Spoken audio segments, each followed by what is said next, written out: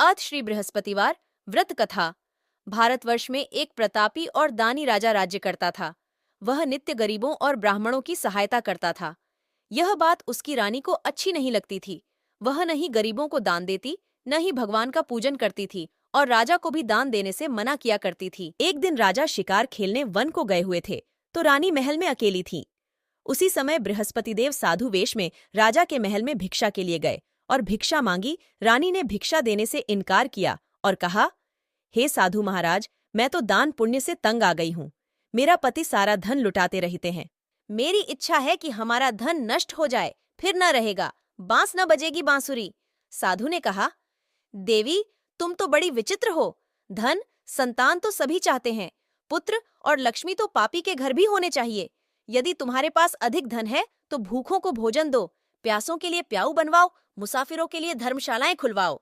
जो निर्धन अपनी कुंवारी कन्याओं का विवाह नहीं कर सकते, उनका विवाह करा दो।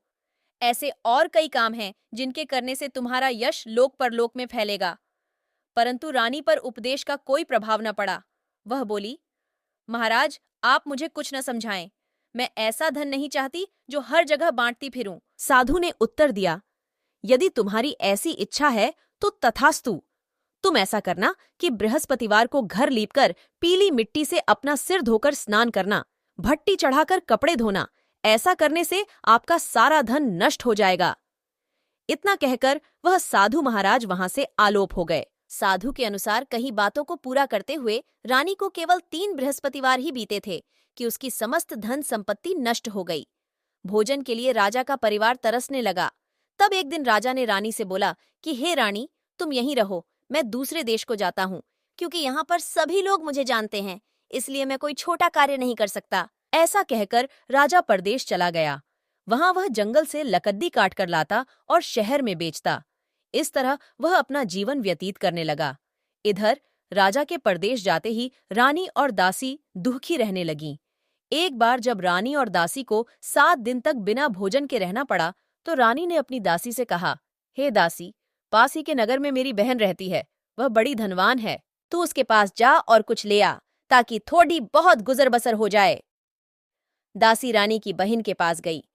उस दिन गुरुवार था और रानी की बहन उस समय बृहस्पतिवार व्रत की कथा सुन रही थी। दासी ने रानी की बहन को अपनी रानी का संदेश दिया, लेकिन रानी की बड़ी बहन ने कोई उत्तर नहीं दिया। जब दासी को रानी की बहन से कोई उत्तर नहीं मिला, तो वह बहुत दुखी हुई और उसे क्रोध भी आया।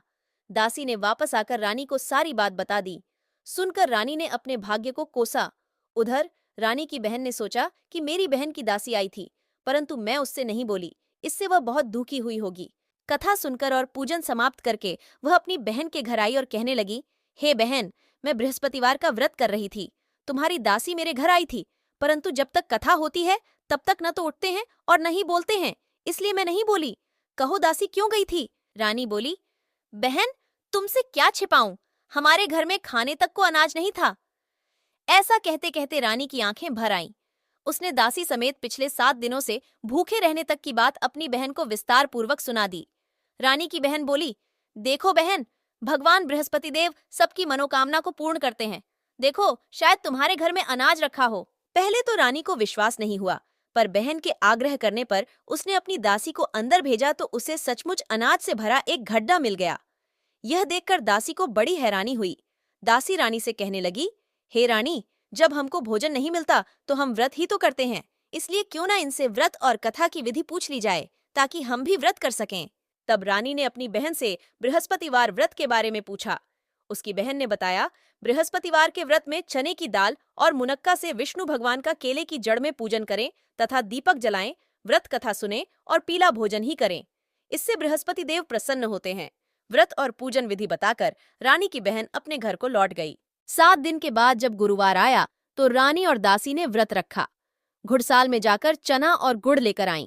फिर उससे केले की जड़ तथा विष्णु भगवान का पूजन किया।